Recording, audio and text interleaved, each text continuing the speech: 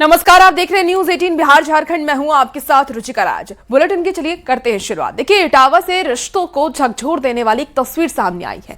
कभी बड़े कारोबारी रहे 70 साल के राजकुमार ने आज सैफई मेडिकल यूनिवर्सिटी में 12 अगस्त को दम तोड़ दिया। बताया जा रहा है कि उनके 3 बेटे, बेटी और पत्नी में से कोई भी शव लेने अंतिम संस्कार के लिए नहीं पहुंचा। पुलिस और रक्तदाता समूह ने उनका अंतिम संस्कार किया है। राजकुमार करीब 2 साल पहले वृद्धाश्रम में रह रहे थे। ये रिपोर्ट आपको दिखाते हैं।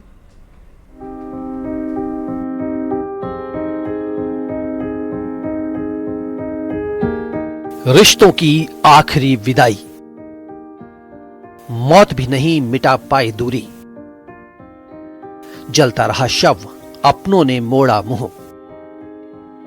पिछले दिनों सोनीपत से रिश्तों को झकझोर देने वाली ऐसी ही तस्वीर सामने आई थी, जहां एक कारोबारी पिता की मौत के बाद उनकी 3 बेटियां न तो अंतिम संस्कार में पहुंची और न ही अस्थि विसर्जन में शामिल हुईं। अब इटावा की एक कहानी उसी दर्द को फिर सामने ला रही है, जहां परिवार तो था लेकिन आखिरी विदाई के वक्त कोई अपना साथ नहीं था। घर में पत्नी, बेटी, बेटे सभी थे, लेकिन आखिरी वक्त में ना तो उनके साथ कोई मौजूद रहा और ना ही उनका अंतिम संस्कार करने कोई पहुंचा। एक लावारिस की तरह चिता जल गई। इटावा में एक बुजुर्ग की मौत की कहानी नहीं है, ये कहानी है उन रिश्तों की जो जिंदगी भर साथ होने का दावा करते हैं, लेकिन आखिरी वक्त में हाथ थामने वाला कोई नहीं मिलता।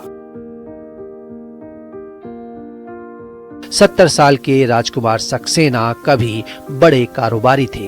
परिवार में पत्नी, 3 बेटे और बेटी थे, लेकिन अब जिंदगी का आखिरी पड़ाव आया तो वो वृद्धाश्रम में रहने को मजबूर हुए। 12 अगस्त को अस्पताल में उनकी मौत हो गई।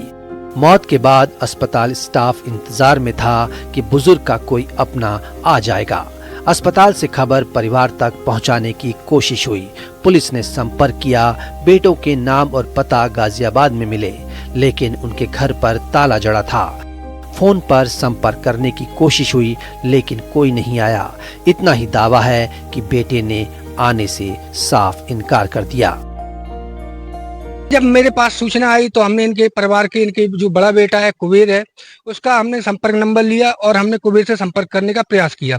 तो जब हमने पहली बार 12 तारीख को कुबेर से बात की तो कुबेर का तुरंत रिप्लाई ये आया कि हाँ, मेरे पिताजी हैं और हम उनका अंतिम संस्कार बिल्कुल नहीं करना चाहते, हम उनकी शकल तक देखना नहीं चाहते। पुलिस या जो भी NGO, जो भी संस्था इटावा में काम कर रही हो, वो चाहे मेरे पिताजी को दफनाए, जलाए या पानी में बहा दे, मुझे कोई फर्क नहीं पड़ता, जिसके रिकॉर्डिंग और साक्ष्य मेरे पास।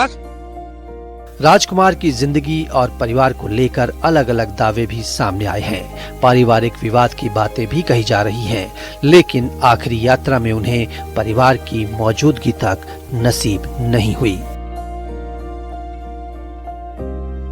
वहाँ के इनके पड़ोसी हैं जिन्होंने इनकी संपत्ति खरीदी है, इन्होंने अपनी संपत्ति जो बेची है तो उन्होंने इनका मकान, दुकान, सब चीजें खरीदी हैं।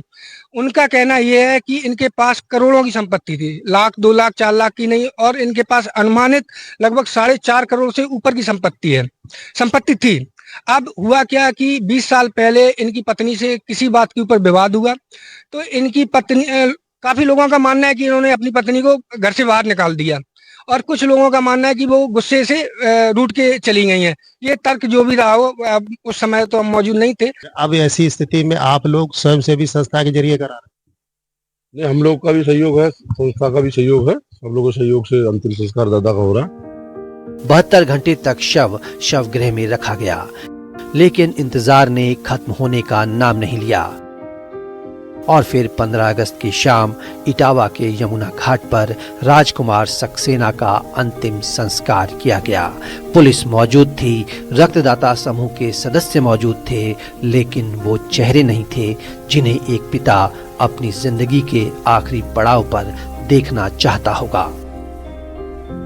सवाल ये है कि आखिर अपने ही अपनों से इतने दूर कैसे हो गए कि आखिरी वक्त में भी साथ खड़े होने की संवेदना नहीं बची।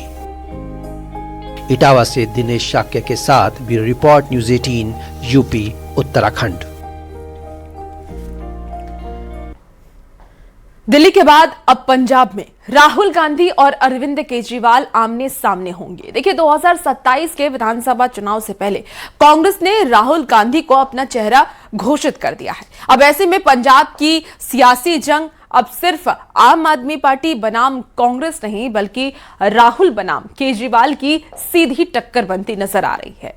आपको बता दें कि कांग्रेस सत्ता में वापसी के लिए भगवंत मान सरकार के खिलाफ मोर्चा खोलने की तैयारी में है, जबकि आप भी राहुल गांधी के खिलाफ जवाबी रणनीति बनाने में जुट गई है। रिपोर्ट आपको दिखाते हैं।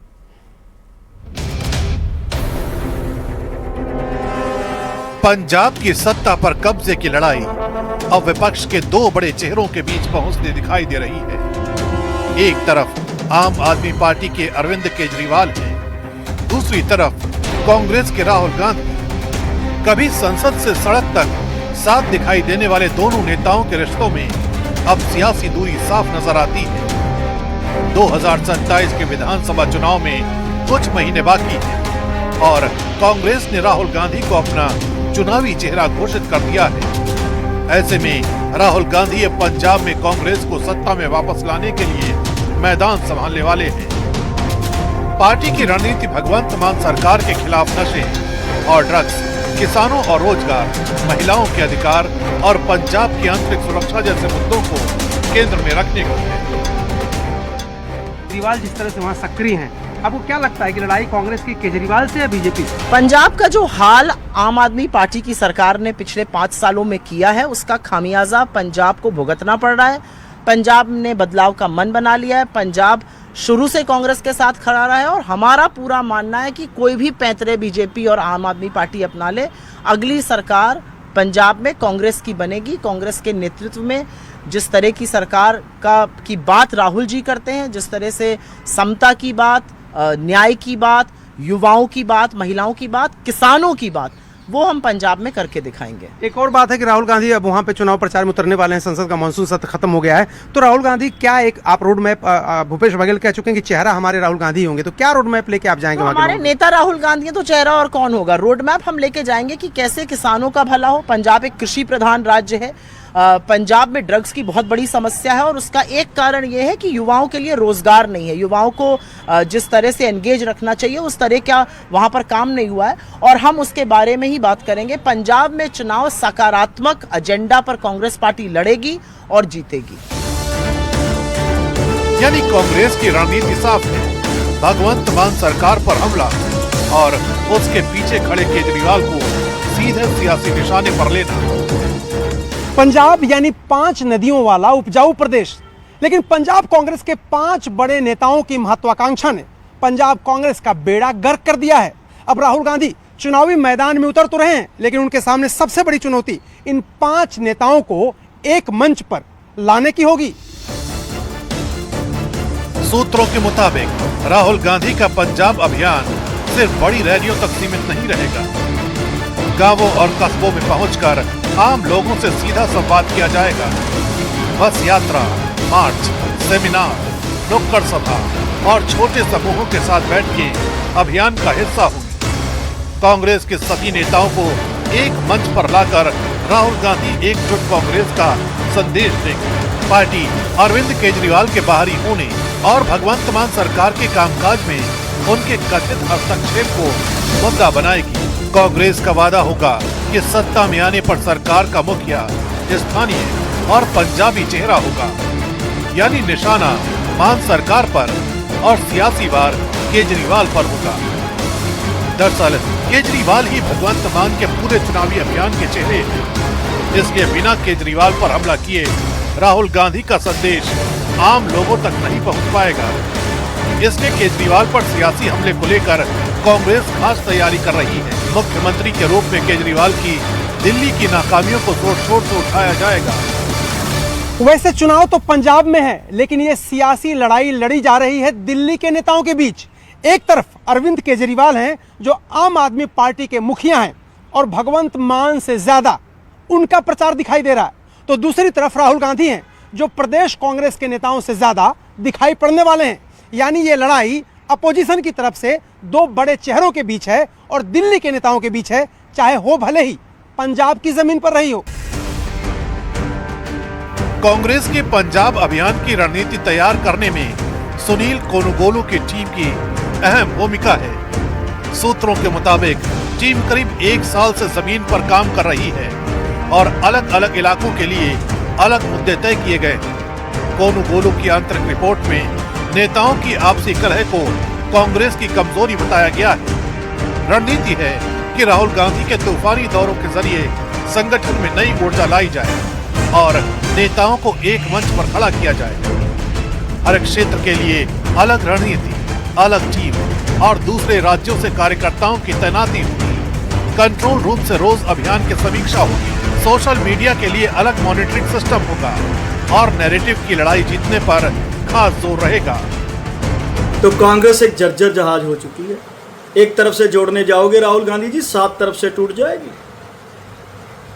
ये इनका अंदरूनी मामला था, पर अब सड़कों पे आ गया। देख लीजिए, सब एक दूसरे का हाथ पकड़कर इकट्ठे लड़ेंगे आपके खिलाफ और आपकी जमानतें जब्त करवाएंगे।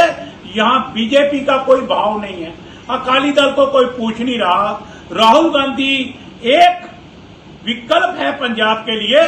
पंजाब के लोग राहुल गांधी को मानते हैं, पंजाब के लोग कांग्रेस को मानते हैं। राहुल गांधी के पंजाब में उतरने से कांग्रेस बनाम आप की पुरानी लड़ाई अब राहुल बनाम केजरीवाल का रूप लेती दिख रही है।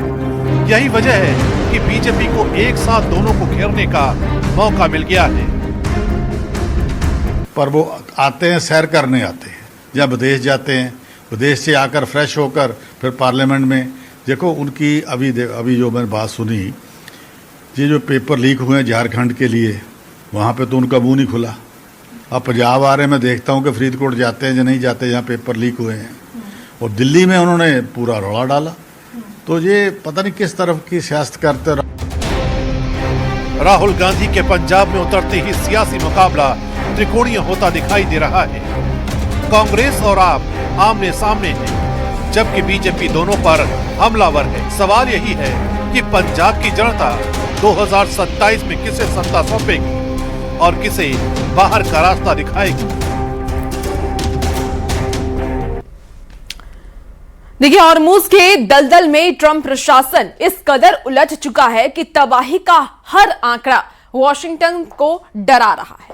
एक तरफ आसमान में कीट पतंगों की तरह गिराए जा रहे करोड़ों डॉलर के MQ-9 रीपर ड्रोन, तो दूसरी तरफ युद्धपोत USS अब्राहम लिंकन पर जवानों का डिप्रेशन और खूनी फ्रस्ट्रेशन। अब ऐसे हालात में सवाल ये उठ रहे हैं कि क्या हॉर्मुज़ के इस ट्रैप से बाहर निकलना अब अमेरिका के लिए नामुमकिन हो चुका है?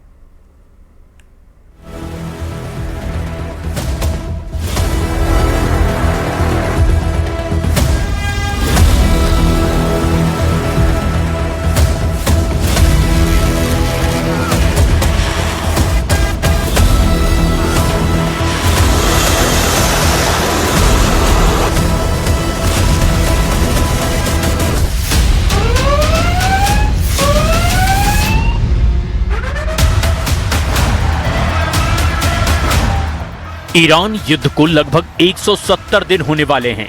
5 महीनों से ज्यादा की जंग में इस वक्त ट्रंप बुरी तरह से फंस गए हैं।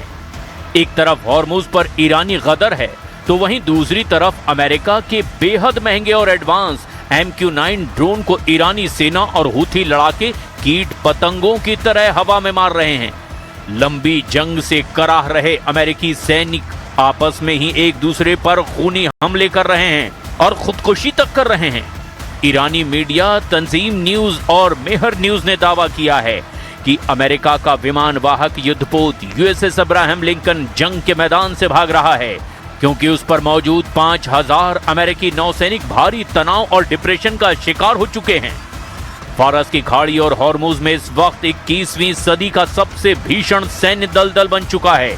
कूटनीतिक गलियारों में एक ही चर्चा है, हॉर्मुज़ के ट्रैप में डोनाल्ड ट्रंप का प्रशासन पूरी तरह उलझ गया है।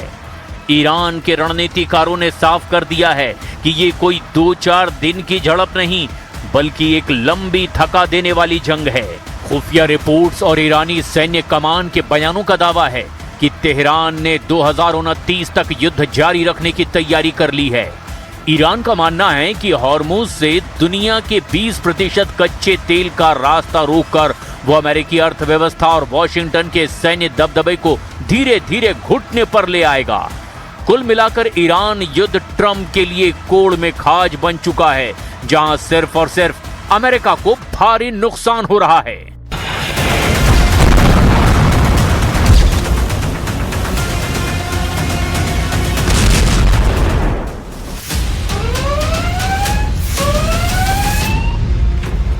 ईरान युद्ध अब हॉर्मुज की सरहदों तक सीमित नहीं रहा, बल्कि हॉर्मुज अब ईरान युद्ध में हार जीत का हाई पॉइंट बन चुका है।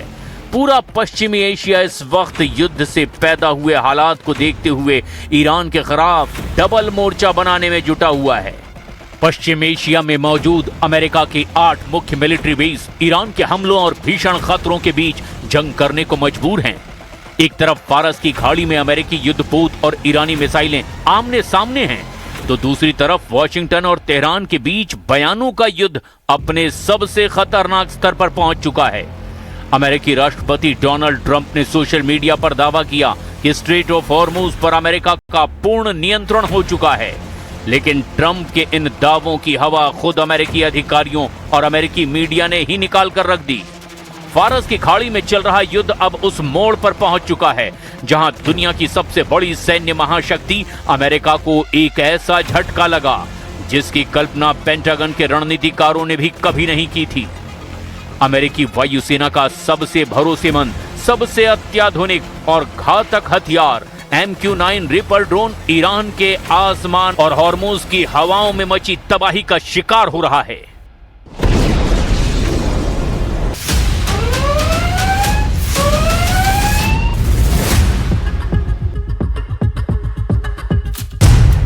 वॉशिंगटन पोस्ट की एक सनसनीखेज रिपोर्ट के मुताबिक ईरान के साथ जारी इस जंग में अमेरिकी सेना ने अब तक अपने कुल MQ-9 रिपर ड्रोन बेड़े का लगभग 1/4 हिस्सा यानी 25% हिस्सा गंवा दिया है। आंकड़ों की भाषा में समझें तो कम से कम 45 महंगे रिपर ड्रोन या तो मार गिराए गए या फिर तकनीकी खामियों की वजह से क्रैश हो चुके हैं। ये नुकसान केवल एक ड्रोन का गिरना नहीं, बल्कि अमेरिका की 1 अरब 30 करोड़ डॉलर यानी लगभग 11,000 करोड़ रुपए से ज्यादा के सैन्य साजो सामान का धू-धू कर जल जाना है। युद्ध शुरू होने से पहले अमेरिकी वायुसेना के पास करीब 165 और अमेरिकी मरीन कॉर्प्स के पास में 20 रिपर ड्रोन सक्रिय सेवा में थे, लेकिन इस जंग की आग इतनी भीषण रही कि महज कुछ महीनों के भीतर ही अमेरिकी एयरफोर्स की फ्लीट घट करके मात्र 135 के आसपास रह गई। पेंटागन के लेफ्टिनेंट जनरल डेविड टैबर ने अमेरिकी सीनेट में अपनी गवाही के दौरान इस भारी नुकसान पर गहरी चिंता जाहिर की, लेकिन सवाल ये उठता है कि दुनिया का सबसे हाईटेक माना जाने वाला ये हंटर किलर ड्रोन इतनी आसानी से निशाना कैसे बन गया? पहला कारण, उड़ान की गति और ऊंचाई।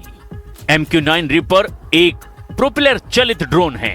यह बहुत तेज गति से नहीं उड़ता और जासूसी के लिए इसे अक्सर कम ऊंचाई पर मंडराना पड़ता है।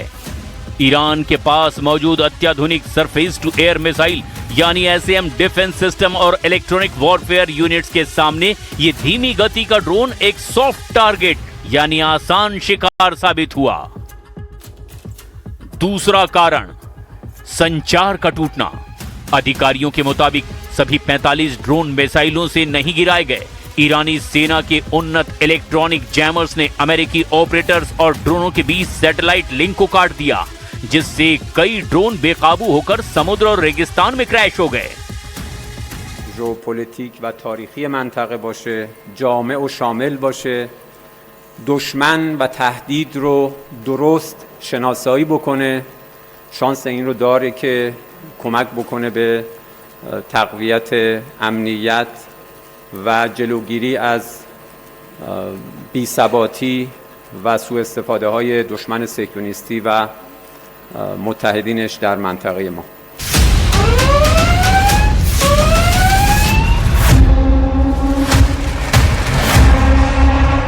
एक अकेले MQ-9 रिपर ड्रोन की कीमत उसके सेंसर, रडार और हथियारों के आधार पर 3 करोड़ से 5 करोड़ डॉलर यानी 250 करोड़ से 400 करोड़ रुपए के बीच होती है। 45 ड्रोनों के नुकसान का सीधा मतलब है कि अमेरिकी करदाताओं के 1 अरब 30 करोड़ डॉलर पानी में बह चुके हैं। लेकिन बात सिर्फ ड्रोनों की बर्बादी तक सीमित नहीं है। ये संकट अमेरिकी रक्षा भंडार के एक बहुत बड़े खालीपन को उजागर कर रहा है। ईरान युद्ध के शुरुआती दौर में ही अमेरिकी सेना ने अपनी आक्रामक और रक्षात्मक क्षमताओं का बेहिसाब इस्तेमाल किया। 850 से ज्यादा टॉमहॉक क्रूज मिसाइलें दागी गई, 1000 से ज्यादा पैट्रियट और थर्ड एयर डिफेंस इंटरसेप्टर खर्च कर दिए गए। नतीजा ये हुआ कि अमेरिकी सैन्य कमांडरों को अपनी रणनीति में बदलाव करने के लिए मजबूर होना पड़ा। जिस रफ्तार से मिसाइलें और इंटरसेप्टर दागे जा रहे हैं, उस रफ्तार से अमेरिकी रक्षा उद्योग उसका निर्माण और सप्लाई नहीं कर पा रहा। हथियारों और ड्रोनों के इस भयंकर नुकसान ने अमेरिकी राष्ट्रपति डोनाल्ड ट्रंप के सामने एक बड़ा राजनीतिक और रणनीतिक धर्म संकट खड़ा कर दिया है।